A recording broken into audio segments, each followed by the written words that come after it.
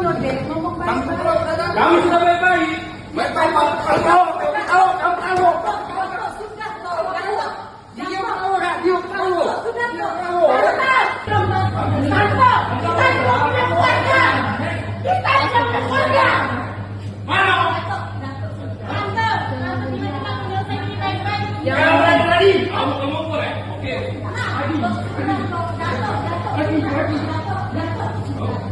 La ilaha illallah. Kami sudah baik-baik. Baik-baik, Pak.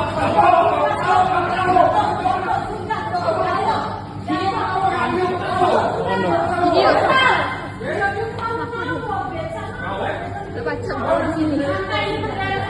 Pacak bola di sini masalahnya, Bu. Kita yang kena. Engkau udah ke video ke ini kita yang kena udah bola di sini. Walaupun kita yang kena, jangan kayak ini.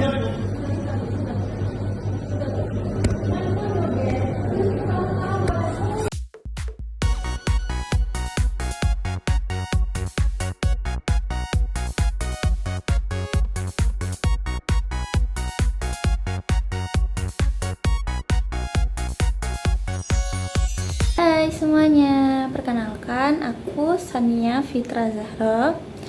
Nah, di sini aku akan membahas topik yang hangat akhir-akhir ini di sosial mediaku ya. Mungkin teman-teman juga banyak juga berseliweran di sosial media kalian yang dimana koas dipukuli karena perubahan jadwal jaga. Nah, ini menarik banget menurutku ya, karena kenapa sih perubahan jadwal aja sampai kena pukul gitu ya, kayak kenapa kok sampai dipukuli? Apakah yang pasti itu ada ketidaksesuaian ya, tapi kenapa sampai ada adegan pukul-pukulan gitu? Dan menarik itu kan ini kedokteran ya, kayak kalau aku sebagai orang awam itu terkejut ya, oh ternyata sampai kayak seperti itu. Ternyata dokter itu ada jam-jamnya, kayak jaga-jaganya anjing. Dan ini buat aku sebuah ilmu baru juga ya, tentang oh anak FK itu ternyata sangat-sangatlah sibuk ya.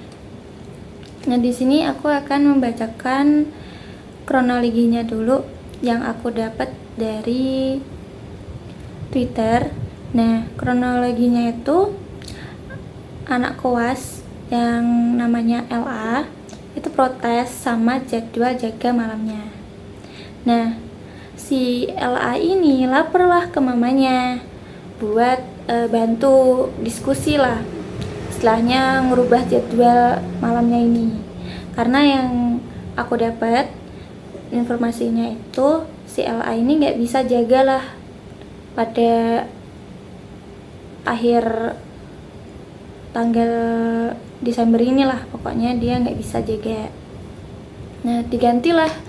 Kalau dari yang udah dapat itu 2 kali, tapi kalau dari rekaman itu udah 3 kali. Nah, si ibunya ini manggil si L, korbannya L ya, yang dipukulin L, dipanggil sama si mamahnya si LA ini ke resto. Nah, diskusilah mereka di resto itu buat mamanya ini nyuruh buat ganti lagi jadwalnya. Nah, tapi si korbannya L ini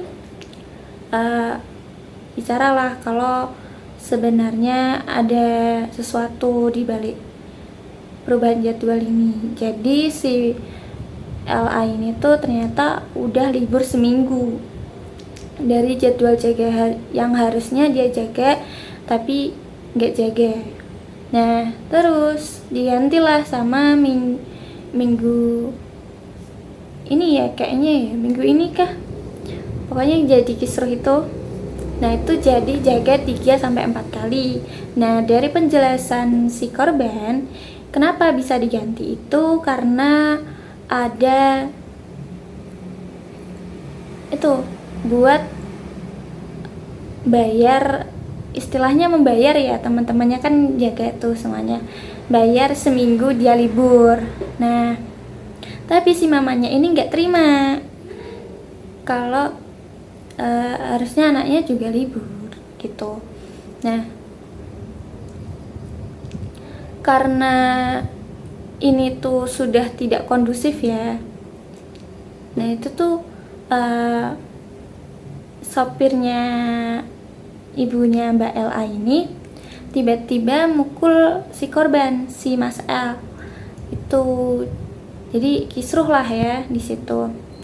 Nah yang menarik adalah nih, pas ditelepon si Mas L-nya itu tuh udah ada rekamannya. Dia tuh udah jaga-jaga kalau ada kasus seperti ini. Menarik sekali. Kayak itu bukan kayak kasus apa ya? Bukan 1-2 kali ada hal yang seperti itu di hidupnya ya. Jadi dia udah antisipasi gitu kalau ini tuh terjadi. Nah terus aku pas viral itu aku dapet rekaman itu dari sisi temennya dulu yang di belakang. Jadi itu kayak sepenggal. Nah restonya ini ternyata tuh katanya udah di booking duluan sama mamanya Mbak LA gitu. Yang menarik di sini adalah yang aku ingin bahas, kenapa seorang anak itu kan curhat ke mamanya. Nah kalau orang tua biasa nih pasti, ma aku ada ini, kayak curhat biasa tuh kan biasa aja ya, kayak gak ada lah sampai orang tua tuh sangat membela gitu. Nah di sini yang menarik itu adalah dimana orang tuanya Mbak LA ini, khususnya ibunya maksudku, itu tuh sangat gimana, memanjakan ya. Kalau ini ya dari pandangan pribadi aku, jujur aja aku nih curhat ke mamaku kalau tugas kuliahku tuh banyak, kayak ini itu, tapi mamaku tuh selalu kayak gini, ya itu kan pilihanmu, kamu mengenyam pendidikan ini tuh kan itu pilihanmu gitu. Jadi kayak oh iya ya ini kan pilihanku, jadi aku harus tanggung jawab sama pilihanku sendiri gitu. Nah tapi di sini adalah mamanya Mbak LA ini tuh sangat gimana, ikut campur gitu loh. Jadi apakah kalau dibilang manja, iya ya kayaknya Mbak LA ini manja, tapi kan aku nggak tahu ya secara pribadi tuh gimana manja. Nah kenapa kok bisa manja? Dari jurnal ini yang aku dapat di sini judulnya adalah peran orang tua dalam menumbuhkan pribadi anak yang androgenius melalui kegiatan bermain. Nah ini yang nulis Mutsamayah tahun berapa, bentar, 2012. Ini volume 1 Jurnal Pendidikan Anak. Nah di sini dijelaskan ada 3 nih ciri-cirinya moda pendidikan. Yang satu gaya keras atau terlalu dikontrol. Nah itu ciri-cirinya memerintah secara kaku tanpa memberi kebebasan. Yang kedua tidak ada pilihan lain, harus dituruti lah pokoknya. Yang ketiga kamu harus melakukan karena itu perintahku. Jadi orang tuanya di sini, kamu harus melakukan itu, kamu nggak boleh bantah. Nah untuk yang kedua yaitu gaya lunak, yaitu bebas tanpa batas, bebas memilih. Terus kamu boleh melakukan apapun yang kamu mau. Nah yang ketiga nih, gaya disiplin yang positif. Yang pertama ciri-cirinya bebas tapi ada batasnya, pilihan terbatas. Yang ketiga kamu boleh memilih apapun asal dalam batas yang ditentukan.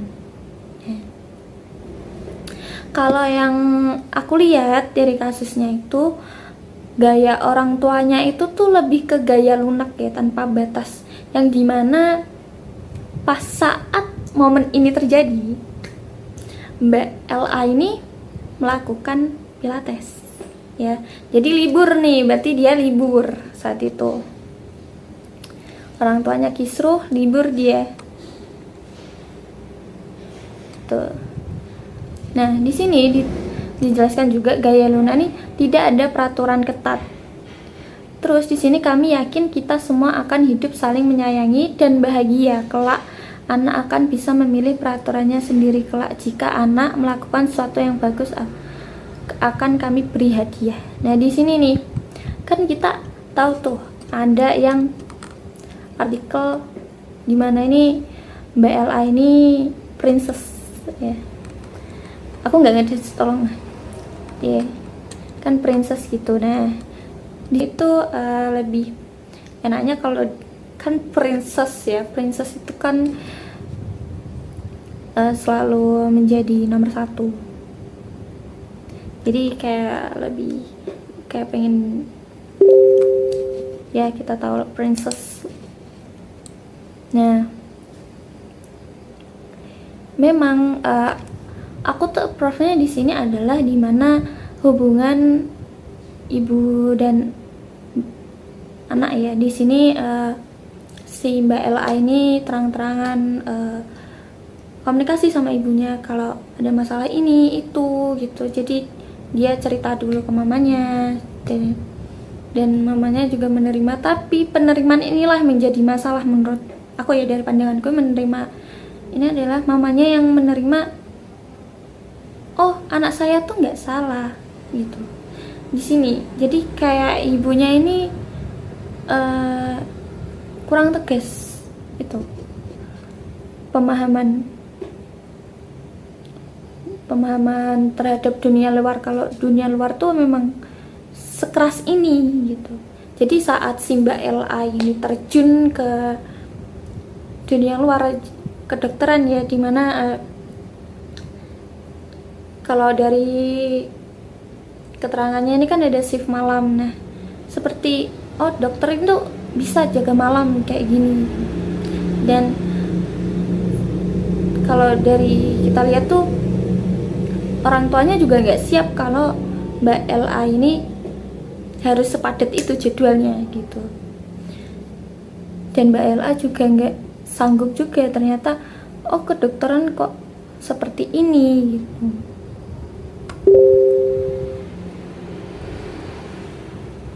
Bentar.